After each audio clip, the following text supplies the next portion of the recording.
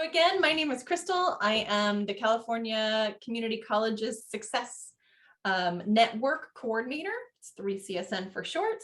3CSN is a statewide grant that hosts this amazing peer educator party every Friday afternoon at 3 o'clock.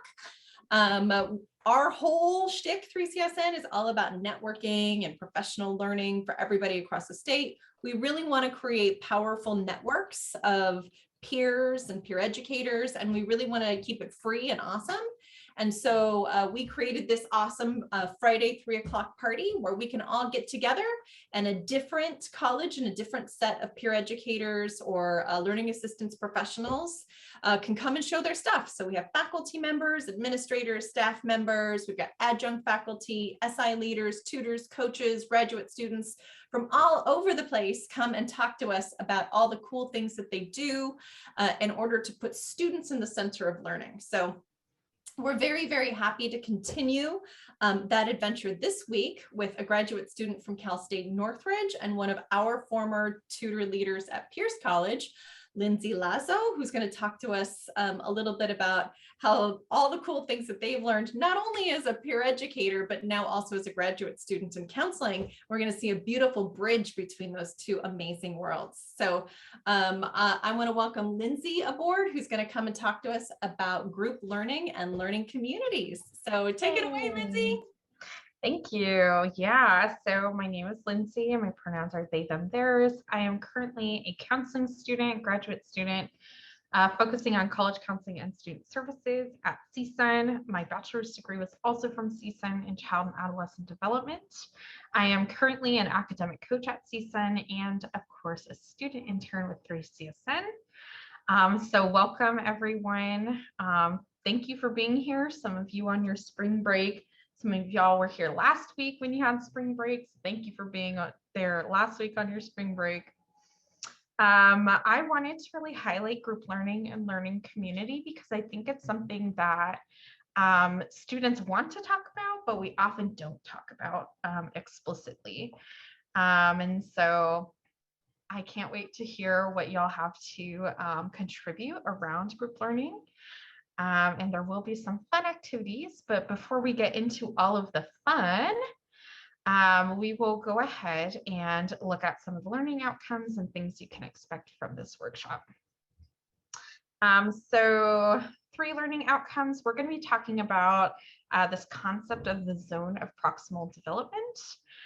We are going to discuss in groups how group learning and studying has been for us in our personal experiences as a student, and then also us as peer educators. And we are also going to really map out and create, I like to call it a spider web. Some folks call it a mind map. If you don't like that kind of a format, you can create a list, that's fine. But we're really going to be looking at what our learning community looks like and how we can really take advantage of the folks who are in our learning community.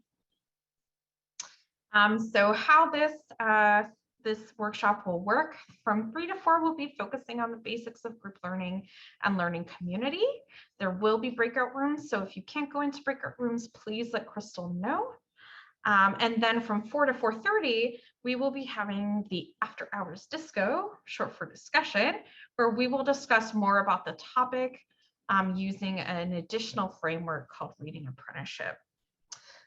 In the chat, I'm glad to see that everyone was already there in the chat. That's exciting. You have the chat up. We will be sending materials through that chat, so make sure you can access it. Of course, participation, I won't be talking that much, but in the times that I am just chatting or reflecting, I want to encourage you all to still engage. You could use the chat. That's a great way to engage. You could also use those reactions. You have your standard reactions, an extra button to choose additional fun reactions, and the raise hand function, which I may not be able to see your raised hand, but one of our chat and observers, Crystal, Cameron, or Lindsay, will notify me if there is a raised hand. To ensure that we're creating a brave community for everyone. I want folks to get ready to discuss, reflect, and build on what you already know about group learning and learning community. Give yourself permission to explore some new tools, some new ideas with your colleagues. Definitely, just like with the last slide, I want to make sure that y'all are interacting through the chat, the collaborative document, the breakout rooms that we will have, and any group shares. I invite confusion. I think confusion is incredible. So please bring that confusion, bring all of your questions. I think that is such a great learning tool, is the questions that we have from our confusions. And I want folks to, of course, be kind and support one another as you ask questions and share your observations, because as many of us know, being in community with others can be very scary. Sharing our authentic self and our honest thoughts can be challenging, and it's really helpful if folks are empathizing and being kind to one another in that process. Before we get into the content, though, I wanted to do a little check-in. I know that most of us are about halfway through the semester, whether that's on spring break or coming back from spring break. And so we're coming into the latter half of our semester, and imagine a lot of things are going on. So feel free to either use the chat, or you can go up at the top of your screen to the view options and choose annotate. And I want you to just put a stamp or an arrow on the emoji that best describes how you are feeling today. So we have excited, happy, silly, neutral, worried, not well, and horrible. Hopefully folks are not on the super far end, but it's okay if you are. We welcome you wherever you are right now. So feel free to annotate, or Crystal showed in the chat how you could also include the emojis in a chat as well. So Crystal is excited on spring break. We got Cameron is also excited. Jacqueline's got silly and worried. Awesome. Annotate doesn't, oh, it doesn't work. Okay. Oh man, that function must be off right now. Oh, bad. All right, we got some happies. Yeah. We do a nice, super exciting. So it seems like we're on the left-hand end for the most part. And I do want to acknowledge that I do have one worried, and I'm sure, you know, that's probably related to something going on in your life, and that's okay. Hopefully we can empower you and uplift you during this time, and give you the support you need while you're worried. All right, so if Cameron can be so kind as to drop the session guide link into the chat, I would appreciate that.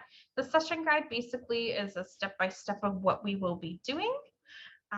So if at any point you step away and you come back, you'll always know what section we're in, so you can read the directions or whatever reflection we're doing at the time.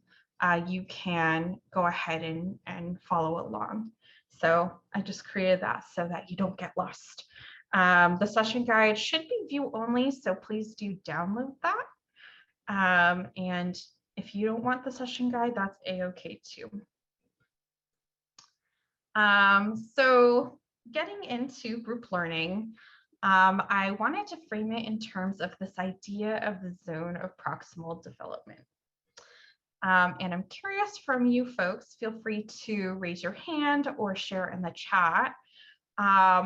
Just looking at this image, what do you see? What do you think the zone of proximal development is? So I guess that on a hard question, huh? Has anyone heard of the phrase zone of proximal development? Feel free to emoji, you could use a thumbs up. I see a couple thumbs up. Yeah, so it sounds like this is kind of a new term for most folks. Crystal? Oops. I was just going to kick it off with what I see here. Yeah. So what I'm seeing here, and full disclosure, I am familiar with the zone of proximal development. I'm really enjoying. So the zone of proximal development is just sort of like this notion that we can do more with scaffolding. But in order to do more with scaffolding, we have to find that happy place that's like challenging, but not so challenging that it's just sort of like outside of what we can do, but it's the thing that we can do with a little bit of help, which is a magical happy place in the world of peer learning, right? Because that's really sort of our entire job. Without using that fancy word, we're trying to find sort of like how we get the student from I can't do this to I can do this with help without challenging them so much that they shut down. Yeah, absolutely. Thank you, Crystal. Yeah, so you can see with the image that there are kind of three different sections to this, right? The things you can do on your own, which are the things that are too easy for you that maybe you get bored with. The things you can do with a little bit of help, right? Which is kind of that sweet spot Crystal was describing. And the things you can't do yet, no matter how much support you get, because you're just not quite there yet. You need a little bit more foundation or building up to that. That's kind of like that's too hard. I'm going to be disengaged. I can't do it. Just avoid it kind of a space. So as Crystal mentioned, yes, we want to get into that sweet spot, right? And that sweet spot, as Crystal really poignantly mentioned, was that this is where peer educators come in, right? It's difficult, but if there's a little bit of support or a little bit of help, we can push students to be able to learn how to use that equation, learn how to write that topic sentence, really engage with the material and write a good discussion response, right? So we are kind of that middle ground. We occupy that space because we're in such a unique position to support the learning process.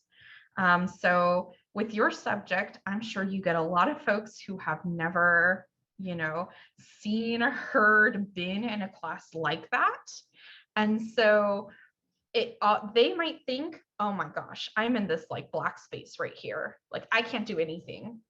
But what you can show them is actually you're here in this middle space. If I just help you a little bit, provide a little bit of scaffolding, some context, give you some strategies, right?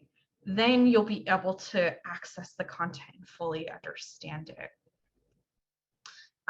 So this is why we're talking about group learning and learning community, because we want students, right, to be comfortable with sharing a learning space with other people.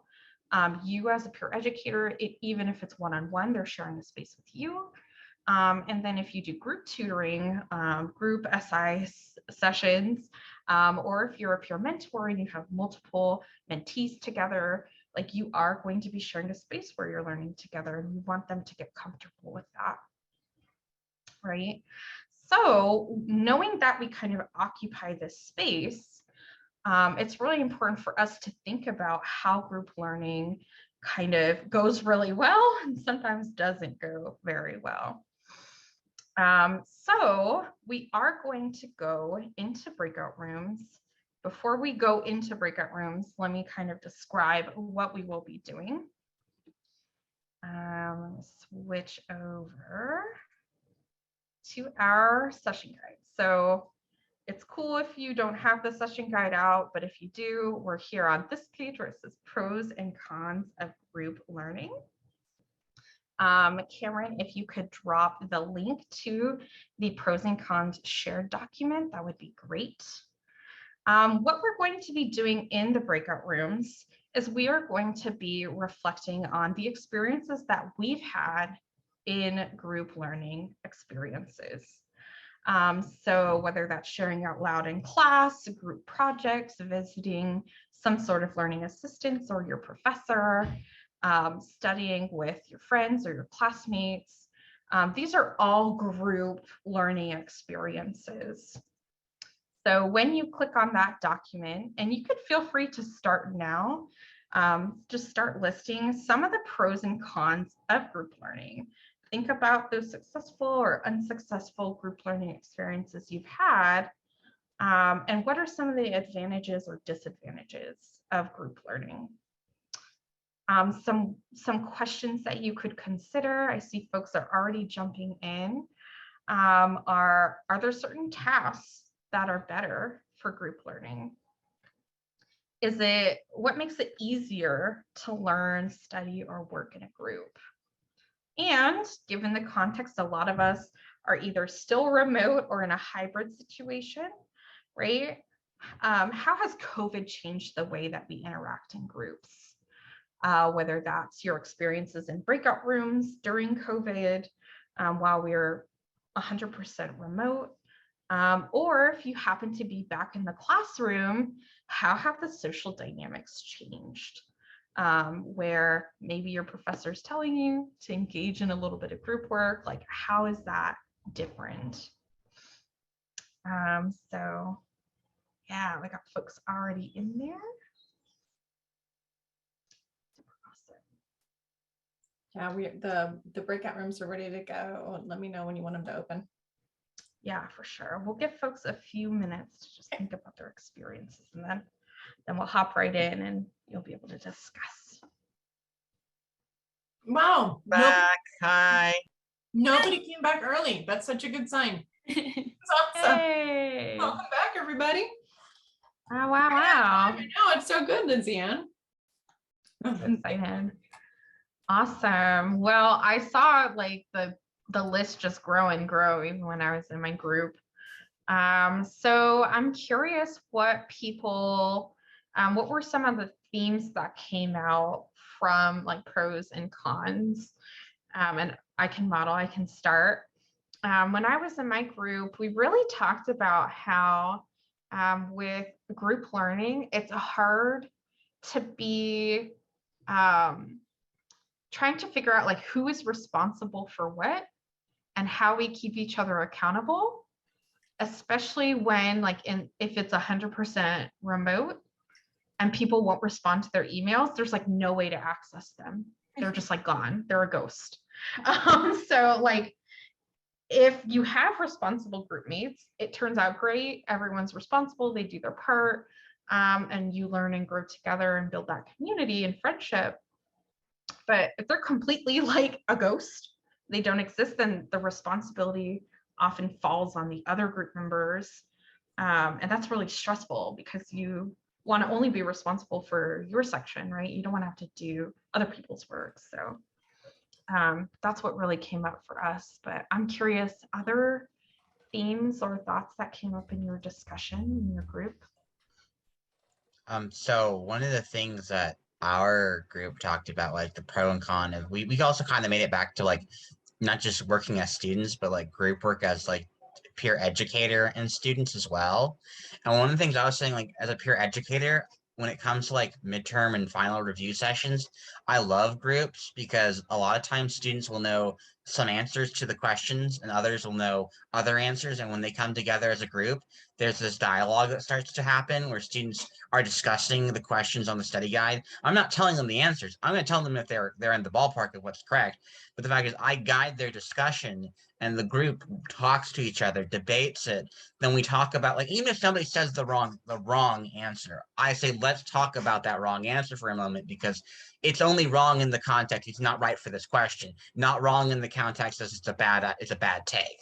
And like with that, you can have a dialogue where people can talk with others. They have diverse ideas of what the concept is. And so group work allows for different viewpoints to kind of talk to each other and kind of get an idea of what someone else is thinking, and that's why I always love group study sessions, because it becomes very easy to start conversations because then you start asking questions and students have different answers, and it's just this dialogue and this community you end up building in the study session where everyone's like, hey, let's help each other, let's work together, let's make each other do well. And I think that's one of the great things about group work is it builds community, it creates a community of learning, which is something that we really really want is this community of learning that between peers.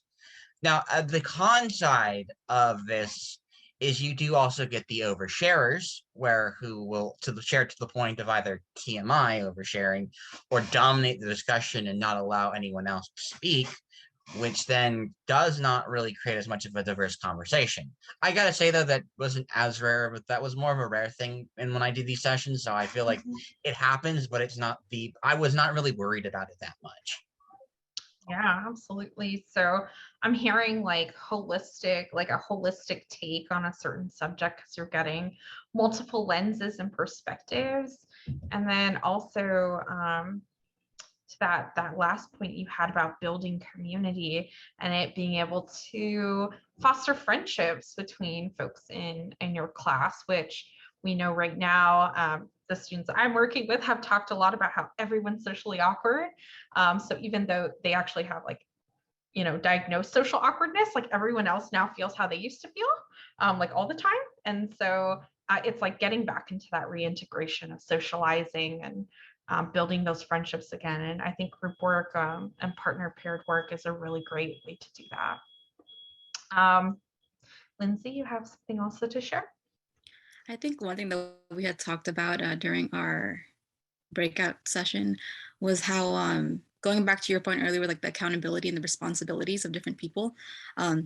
We talked about how during COVID, being at home, working from home, students had like multiple roles and responsibilities, that changed and, that you were kind of adjusting to while, going to school and, still being at home with all of those responsibilities, so it was a lot of navigating through that. And I think How had mentioned like a good point earlier where she was like, in person, it's kind of, once you were there, you really have, you kind of hone in and focus, on like doing stuff. Whereas when you're on Zoom, you don't really have to contribute as much because you can just turn off your screen, and it's easier that way. I don't know if my group mates want to add on to the conversation because they had a lot of good points.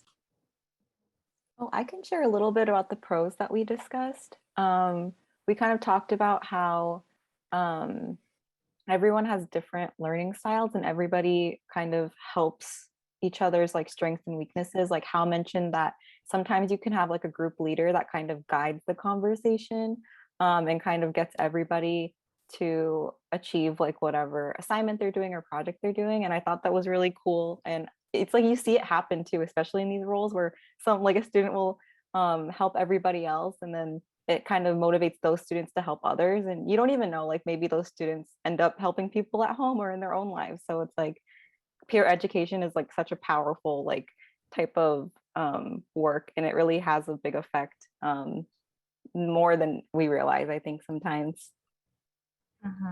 Yeah, like their teamwork skills in this group project is transferable to the real life, to other contexts as well.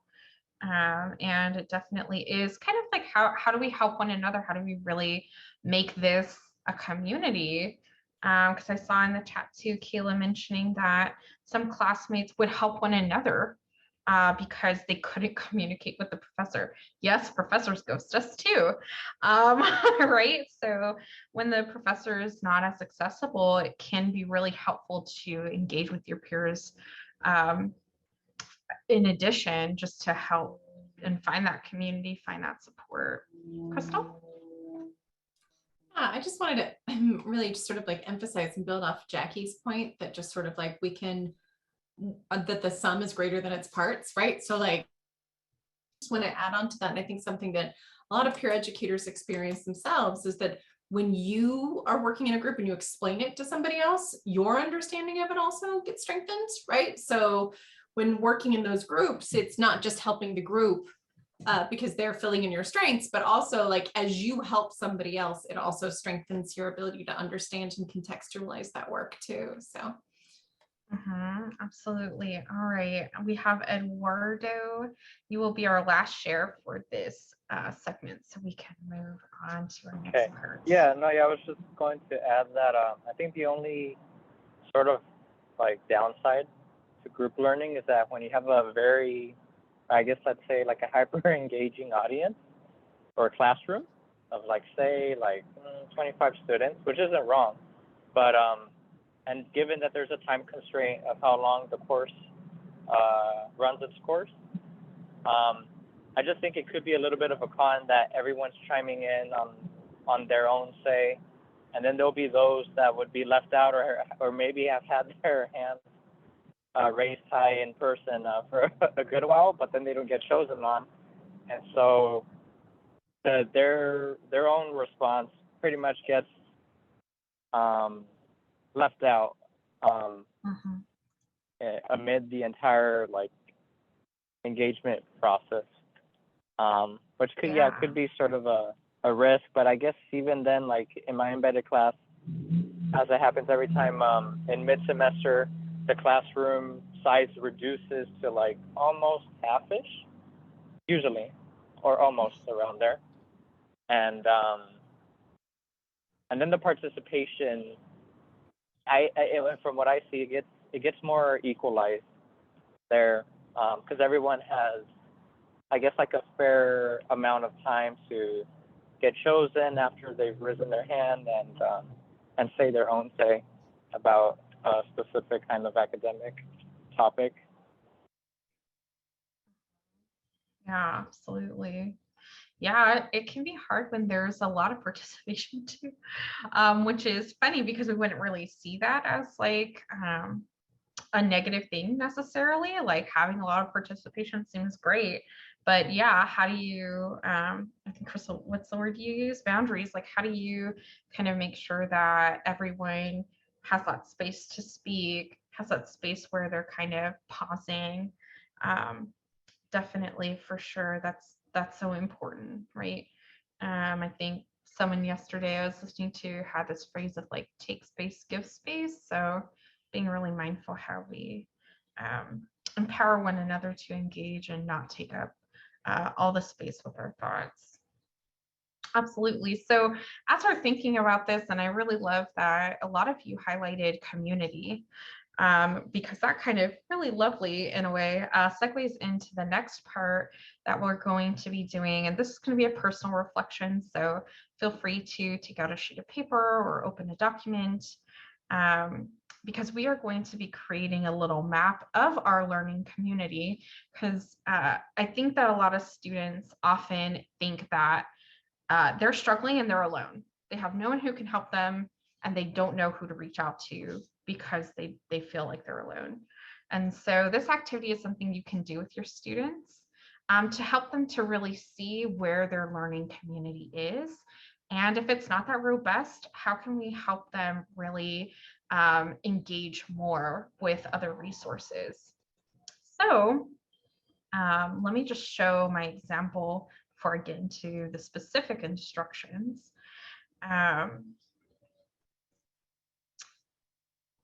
So this is a really quick little map that I created. It is not comprehensive in any way, but basically what I did and what you all will be doing is I created a little spider web map, one for each of the classes that I'm currently taking.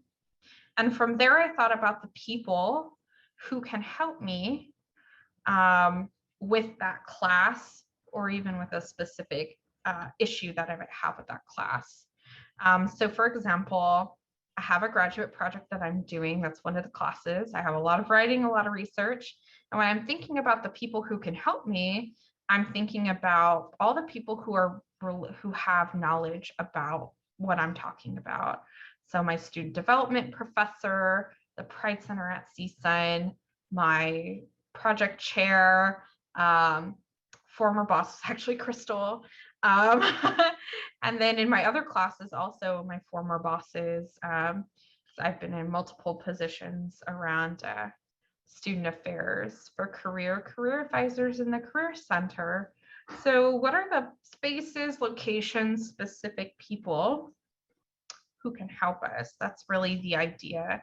And in creating this map, we can really see who is part of my community, who is part of the support system that I have as a student, and for you all as an educator. So there are two things with this map. Let me go ahead and switch back to the PowerPoint real quick.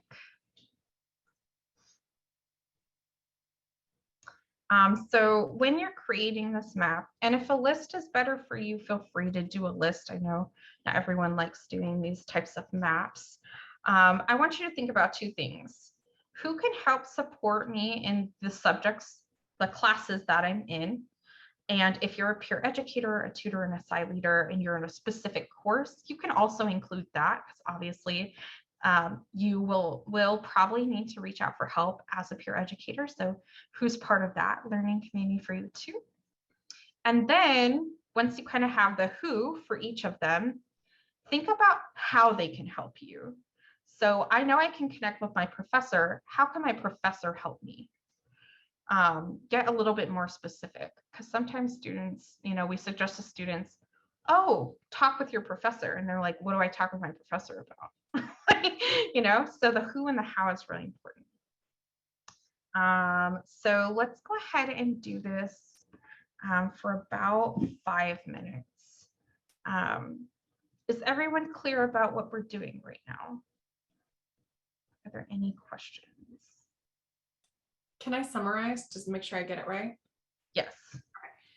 Looks like my internet connection's unstable, so we do this. Okay, so my understanding is that I'm going to put a project or course, but in my case, a project sort of in the middle, and then start creating webs or bubbles outside from that project about who supports me and or what supports me and in what ways it supports me.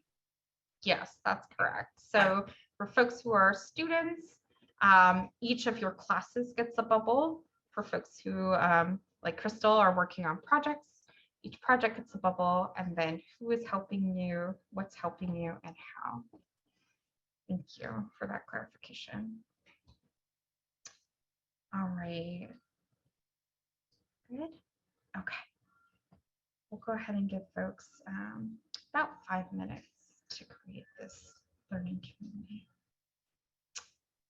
All right. So I know we have only a few more minutes. So I want to make this reflection very short. Just briefly look over your learning support community. I want you to think about, and feel free to share in the chat if you like, how you feel about what this learning community looks like. Are there some areas where you have a lot of community and other areas that are maybe not as robust? Do you wish there were more people in different areas of the map? Or do you see areas where you want to invite more people in? Or you want to challenge yourself to go out there and find other people? I want you to just think about what that map could look like, if it could be bigger, if there's, just think to yourself about where you are in that map.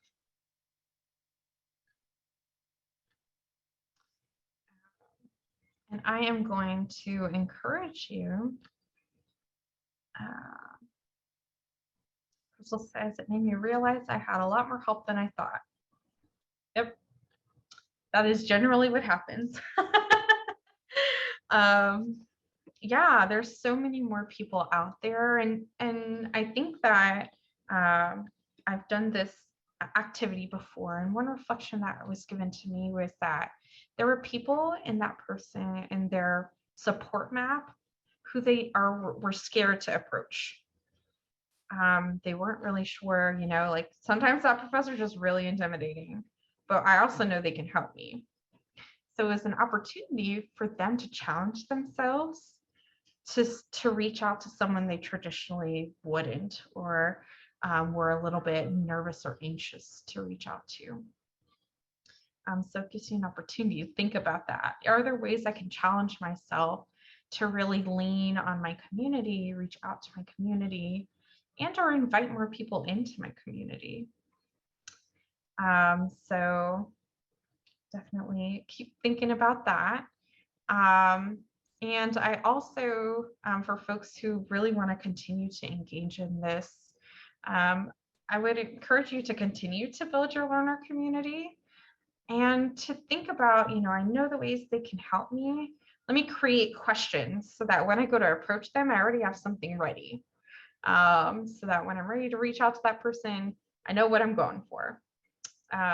Because I think just taking that extra step can make the next step of actually reaching out just a little bit easier.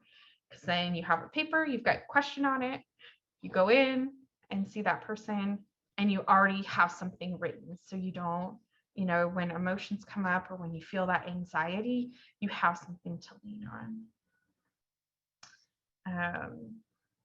So with that,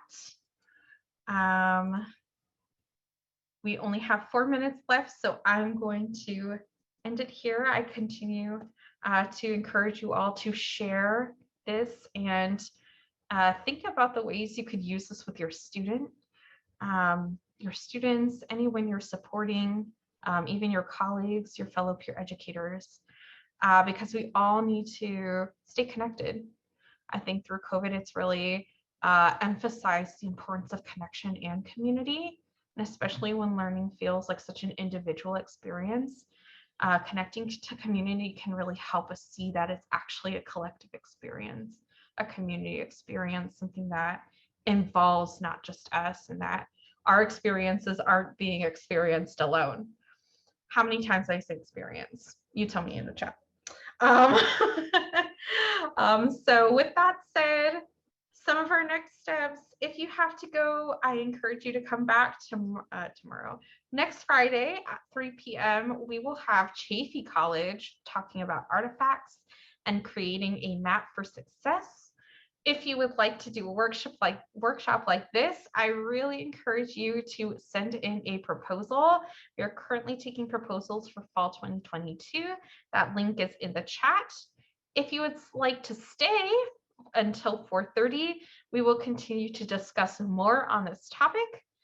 We are going to be talking about this framework called Reading Apprenticeship. So if you want to talk about that and continue to expand on learner community, please stay. And we also have a link in the chat to complete an evaluation.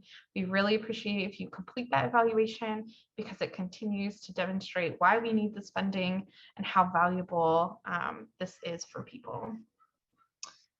So thank you all for being here. I so appreciate you all and your wonderful insights. And I'm so excited to hear about how y'all are engaging your learning community. So goodbye to all the people who have to leave.